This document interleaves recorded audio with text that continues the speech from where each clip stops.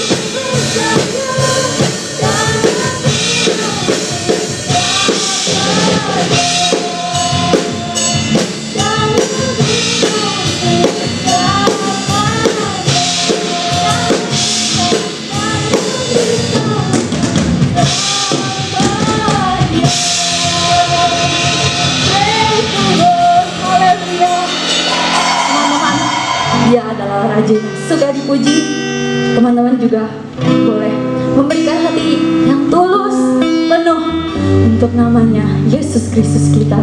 Amin. Teman-teman, kita juga mau mulai membina hati kita untuk sama-sama menyembah datang kepada hadapan-Nya.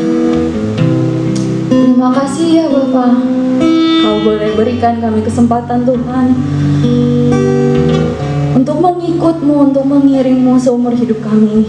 Bapa, biarlah Kau berikan kerinduan di setiap hati kami, supaya kami boleh tetap ada Tuhan di samping-Mu Tuhan, mengikuti langkah apapun yang Kau boleh perbolehkan Tuhan di dalam hidup kami. Terima kasih ya Bapa.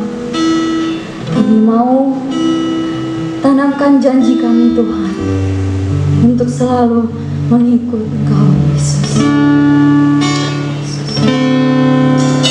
Semua karena anugerah-Mu hari ini ada. Bukan karena kuatku, namun karena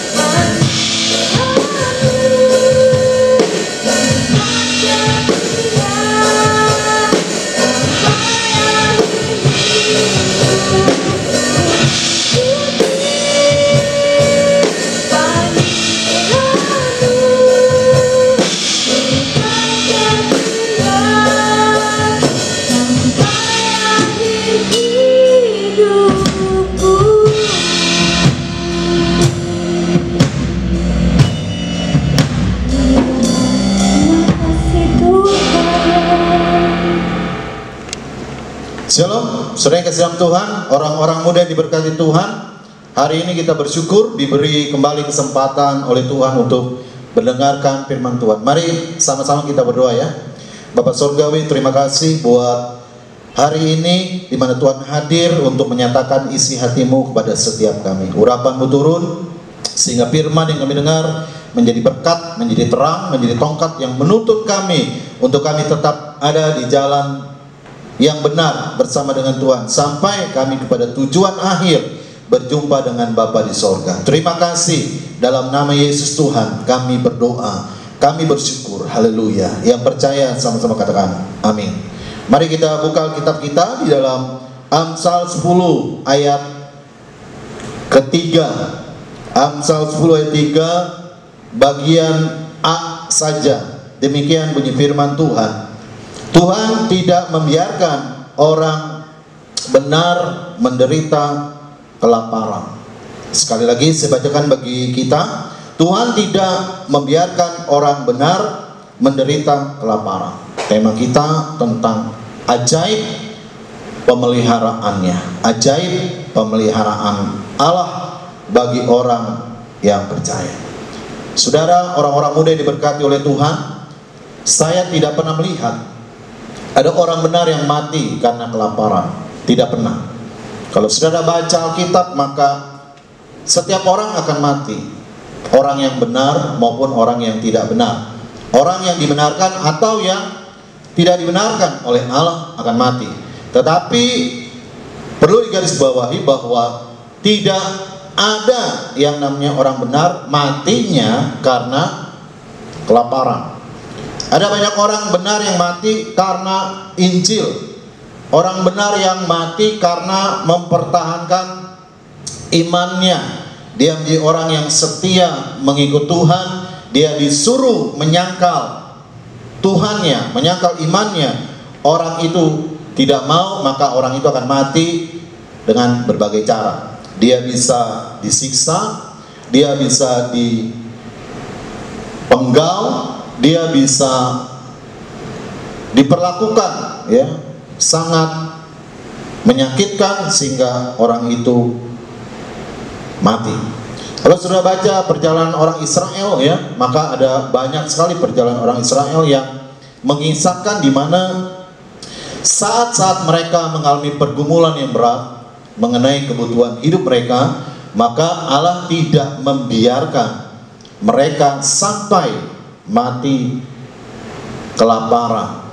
Waktu ya mereka mengalami pergumulan tentang kelaparan, maka Allah memakai bangsa asing untuk memelihara mereka melalui Yusuf ya. Yusuf dipersiapkan ya, dia hadir lahir di tengah-tengah keluarga yang cukup baik dan saudaranya cukup banyak. Tetapi Yusuf ini ada orang yang dipilih Tuhan, dipanggil Tuhan, dipersiapkan Tuhan untuk apa? Untuk menjawab kebutuhan orang-orang Israel pada waktu itu. Dan ketika dia melewati berbagai macam proses yang berat, yang menyakitkan, hingga dia menjadi orang kedua di Mesir sesudah Firaun, maka melalui Yusuf inilah orang-orang Israel dipelihara. Bahkan sesudah ya zaman Yusuf berlalu, maka orang-orang Israel juga dibebaskan oleh Allah dari tanah perbudakan. Maka di padang gurun kita mendapati bahwa Allah tidak pernah membiarkan umatnya mati kelaparan. Kalau ada yang mati, mereka bukan karena Allah membiarkan mereka tidak makan, Allah membiarkan mereka tidak minum, Allah membiarkan mereka tidak punya pakaian. Tidak, saudara. Mereka mati karena mereka melanggar, melawan, memberontak Tuhan. Saudara baca Alkitab bahwa ketika Musa membawa orang-orang Israel dari tanah Mesir menuju tanah perjanjian, tanah Kanaan yang penuh susu dan madu, maka di sana Tuhan mendapati mereka penuh dengan pemberontakan, pelanggaran demi pelanggaran dibuat oleh mereka sesudah mereka mendapat berkat Tuhan, sesudah mereka mendapat pertolongan Tuhan, sesudah mereka mendapat jawaban daripada Tuhan, mereka berbalik, mereka melawan Allah, mereka berontak kepada Tuhan, dan itulah yang membuat mereka ditewaskan oleh Allah di padang gurun. Karena ketidaktaatan mereka ditewaskan. Nah, saudara yang kasih dalam Tuhan, kita orang-orang muda perlu percaya ya, bahwa ketika kita ikut Tuhan, ketika kita percaya kepada Tuhan, ketika saudara dan saya menyerahkan hidup bagi Tuhan, maka sesuai dengan firman Tuhan berkata, Dia tidak akan pernah membiarkan kita sebagai orang yang dibenarkan menderita kelaparan. Mungkin diizinkan saat oleh Tuhan kita mengalami pergumulan untuk memenuhi kebutuhan hidup yang satu ini, mungkin. Tapi pada akhirnya kita percaya Tuhan pasti membuka jalan. Mungkin ada orang-orang yang terpaksa puasa karena tidak ada yang dimakan, terpaksa puasa karena tidak ada yang diminum. Tapi pada akhirnya Tuhan memberi kekuatan bagi orang-orang yang sungguh beriman, sungguh percaya pada Tuhan. Tuhan membuka jalan, Tuhan menolong, Tuhan campur tangan, sehingga pada akhirnya Tuhan memberkati kebutuhan mereka, dan akhirnya mereka bisa melanjutkan kehidupan mereka jika memang belum waktunya mereka pulang ke pangkuan Bapa. Mazmur pasal 37 ayat 25, ini ayat yang sangat tidak asing bagi kita, berkata demikian. Mazmur pasal 37 ayat 25, Daud berkata, dahulu aku muda, sekarang telah menjadi tua, tetapi tidak pernah kulihat orang benar ditinggalkan, atau anak cucunya meminta-minta roti. Saudara, ini pengalaman Daud waktu dia hidup, waktu dia ada baik sebagai orang biasa dan sesudah menjadi raja. Dia mendapati Allah di dalam hidupnya tidak pernah meninggalkan dia waktu dia masih muda, bahkan sampai usianya sudah menjadi lanjut, dia nggak pernah lihat orang benar ditinggalkan Tuhan. Anak cucunya meminta roti. Kalau kita bicara dari muda ya, di tempat ini ada orang muda yang diberkati oleh Tuhan yang bernama Andre Tolani. Dari muda, dari kecil bahkan saya lihat, dari sering nangis, sering ngompol di tempat ini, sampai sekarang saya nggak pernah dapati dia nggak pernah makan. Dan sekarang bukan nggak didapati nggak pernah makan, dia bahkan kelebihan makanannya, dia bagikan makanannya kemana-mana. Dia bagikan makanannya ke sahabatnya, ke Kak Amos. Dia bagikan makanannya ke sahabatnya Ko Yakub. Dia bagikan makanannya ke sahabatnya Daniel dan lain-lainnya. Saudara yang kasih dalam Tuhan, itu bukti pemeliharaan Tuhan yang ajaib. Jadi melalui ayat ini, baik melalui Amsal 10 ayat 3 dan Mazmur 37 ayat 25, kita diingatkan sebagai orang-orang muda, jangan takut. Jangan pernah kenapa kita takut? Karena kita memikirkan yang seharusnya kita tidak terlalu pikirkan. Karena kita terlalu memikirkannya, maka timbul ketakutan itu. Kalau kita Daud berkata, dahulu aku muda, sekarang telah menjadi tua, tetapi tidak pernah kulihat orang benar ditinggalkan dan anak cucunya tidak pernah meminta-minta roti. Itu artinya Tuhan menjamin Dia akan memelihara kehidupan kita dengan heran dan ajaib, sebab Dia Allah yang sempurna. Kalau manusia berkata, maka manusia bisa berkata hari ini A dan besok B. Hari ini berkata B, besok bisa C. Hari ini berkata C, besok bisa D. Tapi kalau Allah yang berkata, Allah yang berjanji, Allah yang berfirman, kalau Dia berfirman akan memelihara saudara dan saya, maka itu tidak akan berubah sepanjang kita tetap percaya kepada Dia, tetap setia kepada Dia. Jadi panggilan orang muda, tugas orang muda pada di zaman ini bukan lagi memikirkan apa yang saya makan, apa yang saya minum, apa yang saya dapat, tetapi kita memikirkan bagaimana caranya kita membalas cinta Tuhan dalam hidup kita. Karena banyak orang-orang muda yang nggak bisa mengalami pemeliharaan Tuhan dalam hidupnya, karena mikirin, hari ini saya harus makan apa ya? Kalau tidak sesuai dengan keinginan selera makannya, maka dia berpikir, ya, dia tidak diberkati oleh Tuhan. Sehingga ada orang muda yang pacaran ribut gara-gara makanan. Ada orang-orang muda yang pacaran ribut gara-gara pakaian. Ada orang-orang muda yang ribut gara-gara apa? Gara-gara minuman, gara-gara hal-hal lahiriah. Padahal kalau firman Allah berkata, Dia tidak pernah membiarkan kita, Dia tidak akan pernah meninggalkan kita sendirian. Itu artinya yang harus menjadi panggilan saudara dan saya sebagai orang-orang muda adalah bagaimana kita mengucap syukur atas pemeliharaan Tuhan. Saudara bayangkan, kalau dari masih bayi sampai sekarang, ya, Tuhan mendandani kita sedemikian rupa, mulai dari ujung rambut sampai dengan ujung kepala. Mungkin kita nggak pernah memikirkan itu, kita nggak pernah sadar bahwa Allah lah yang merajut semuanya itu. Kalau bukan Allah, mungkin kita tidak ada hari ini. Tapi kalau hari ini kita ada, yang kita pikirkan, yang menjadi panggilan saudara sebagai orang muda adalah kita mengucap syukur buat segala pemeliharaan Allah.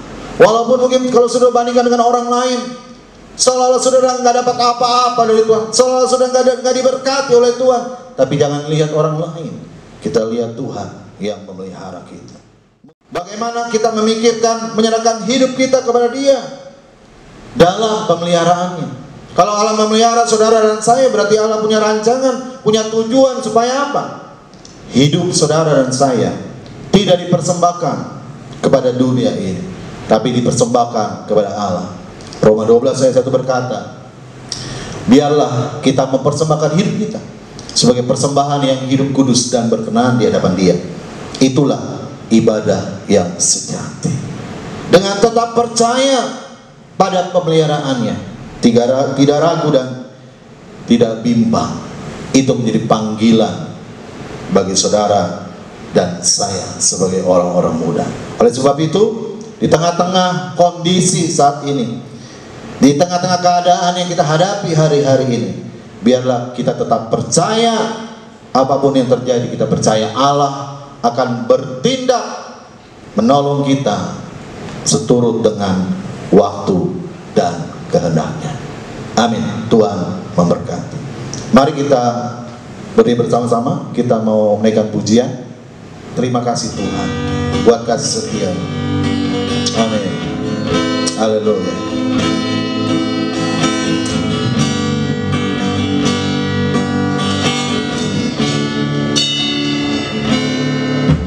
Terima kasih Tuhan untuk kasih setia yang ku alami dalam hidupku. Terima kasih Yesus untuk kebaikan-Mu sepanjang hidupku. Terima kasih Yesusku buat anugerah yang Kau beri, sebab hari ini Tuhan adakan syukur. Terima kasih, terima kasih Yesusku buat anugerah yang Kau beri, sebab hari ini Tuhan adakan syukur bagimu. Syukur bagimu. Syukur bagimu. Mari kita satu dalam doa. Bapak, terima kasih buat anugerah Tuhan yang sudah berbicara kepada kami, yang mengingatkan kami bahwa di tengah-tengah kondisi yang terjadi, Allah tetap memelihara kami dengan cara-Mu yang ajaib dan heran. Berkati firman ini Tuhan, agar firman yang kami dengar menguatkan orang-orang muda yang mendengarnya, sehingga mereka dibebaskan dari putus asa, lahir pengharapan, sukacita, semangat baru untuk tetap setia kepada Tuhan. Dalam nama Tuhan Yesus kami berdoa, kami bersyukur. Haleluya. Yang percaya sama-sama katakan amin.